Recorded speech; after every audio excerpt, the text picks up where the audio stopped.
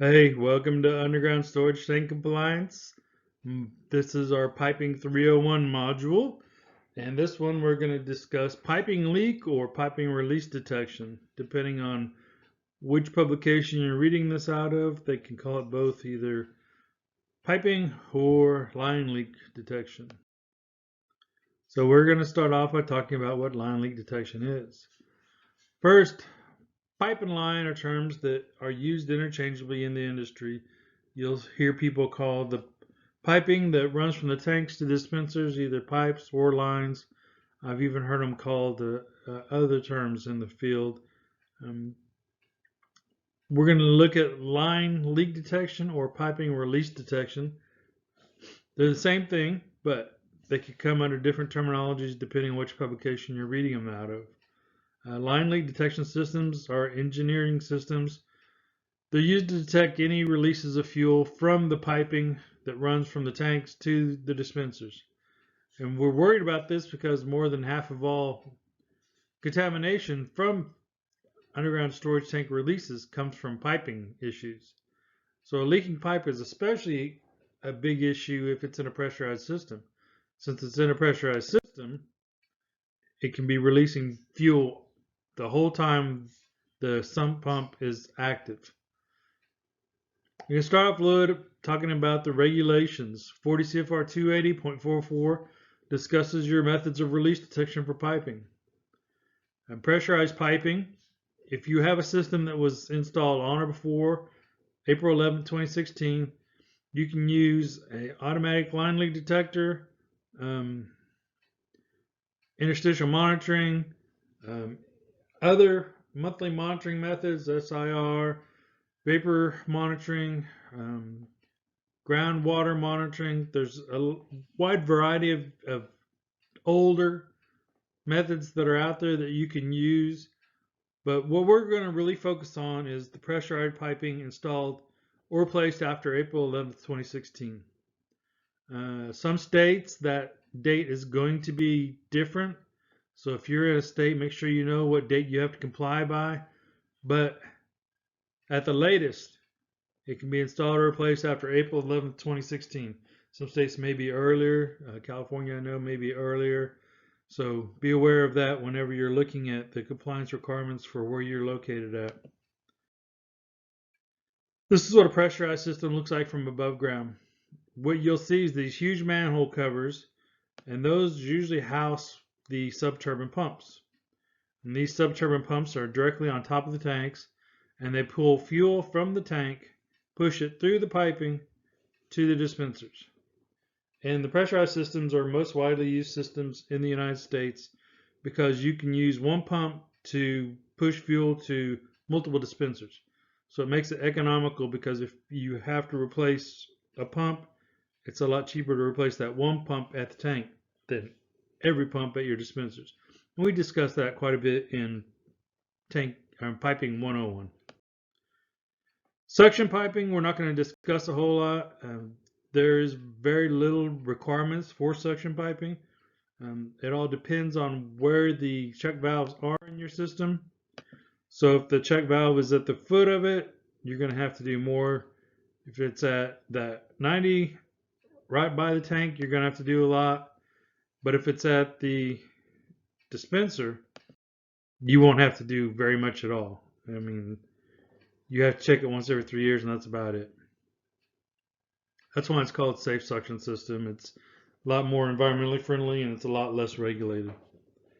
So what we're really going to focus on is these pipes that were installed since April 2016. They have to have two forms of release detection. First is a catastrophic line leak detector, which normally in almost all situations is an automatic line leak detector. And you'll see those shorthand as ALLDs or just LLDs. And then you have different kinds of automatic line leak detectors. But the overarching concept is they have to be able to detect a leak of 3 gallons per hour. Then secondary containment with continuous interstitial monitoring. Basically what they do for that is at each end of the pipe you have a sensor, and that sensor will tell you if any liquids come out of a double wall pipe.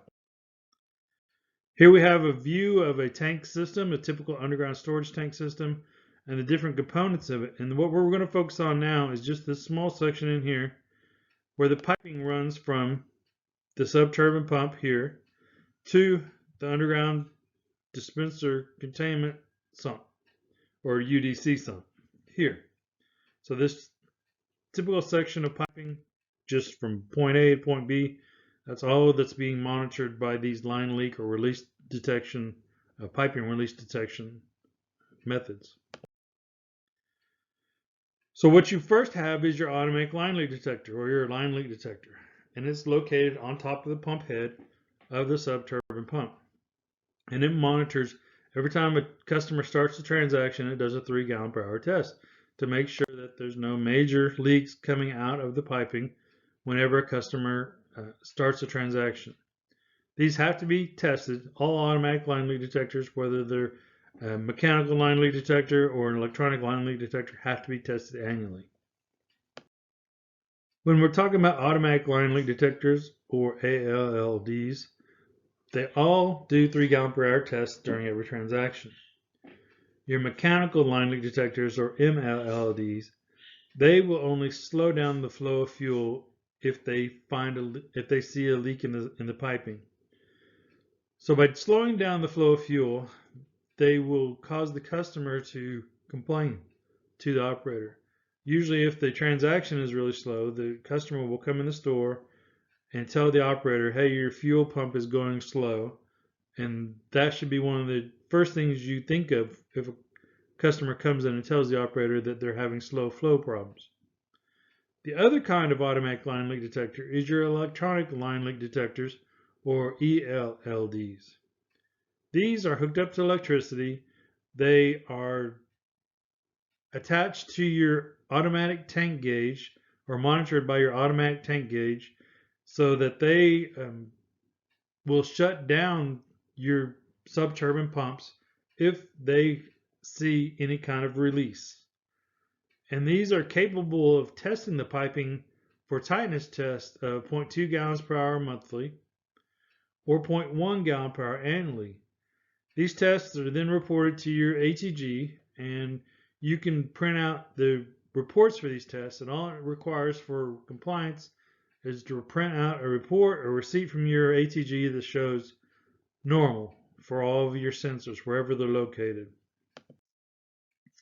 This is what a picture of a mechanical line leak detector looks like.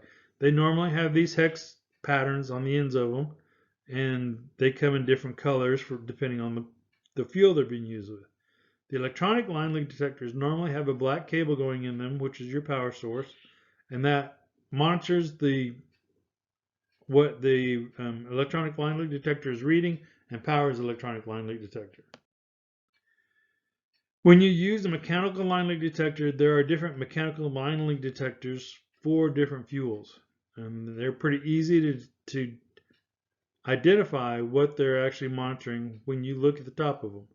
The black ones are for gasoline, and the green ones are for diesel. So if you have a diesel product that you have a mechanical line leak detector on, these will work with that product.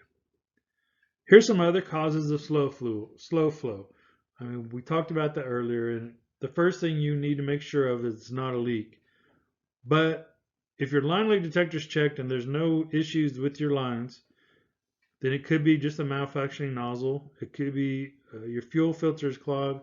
There's some other various things that can happen. If a delivery driver dropped a rag down your system, that could be jamming up your sub-turbine pump and clogging it so that you're not getting the flow of fuel you're normally getting. So there's a lot of things that you need to call out a contractor to look at, not just assume that you know automatically what it is.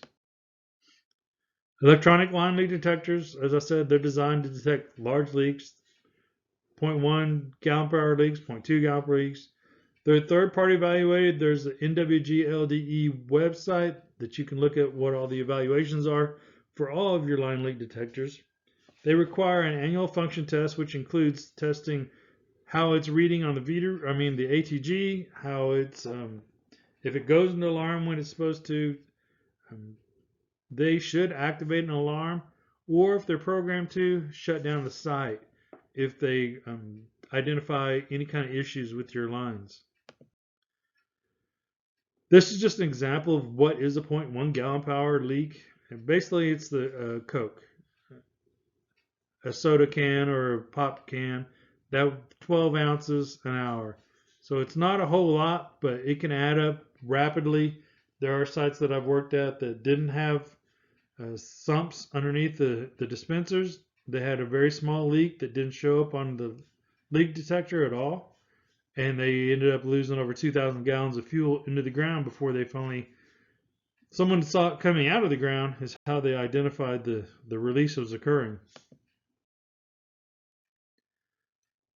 So when we're talking about continuous line leak detection with secondary containment, we're talking about interstitial monitoring, and that would be your double wall piping has to be monitored by interstitial sensors, usually installed near the bottom of the sump, usually at both ends of the piping, and at the lowest, has to be installed at the lowest point in the sump. And this is what your typical sensors look like. They're usually these long gray tubes. They can be different manufacturers, different types. There's small ones. There's all kinds of different ones out there. And double wall piping, we've talked about double wall piping a little bit before, but basically you have a primary pipe, a secondary pipe, and then between the two you have your interstice or interstitial space. And the piping is designed so that if this primary pipe on the inside leaks for any reason, the liquid gets into the interstitial space and then drains to where your sump sensors are, either at the under dispenser containment area or the sub-turbine pump area. These are what your under dispenser containment areas look like. They're right under your dispensers, and they are typically watertight, liquid tight, so that any kind of leaks will leak down in there. They will accumulate and then set off the leak detector or the sensor in the bottom of the sump. And here we have a close-up of the sump sensors underneath the STP pump, sub-turbine pump, or under the under dispenser containment area. And they, like I said, they have to be at the lowest point in those. Here you have just a better view of the two sumps and their sensors. Usually these sensors are up and down. You can have smaller sensors in there, and there's different manufacturers of these sensors, so they can look different than what I've shown you so far. These are typical sensors that I see out in the field. The sub-turbine pump sensor in the bottom of the STP sump. Your dispenser sump sensor, these have to be straight up and down. They have to make sure that they will go into contact with any kind of liquid when it's released.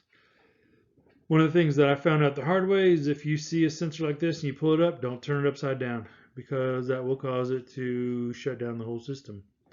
And then the manager's yelling at you because you shut down the whole system. So don't do that. As I was telling you earlier, when you have your leak detection equipment, you have to have it tested annually. It has to be tested by a qualified UST contractor. Usually has to be certified in the brand of equipment that you're having tested. You have to keep these records of your tests for at least 1 year. Some states will require longer, some 3 years, some 5 years.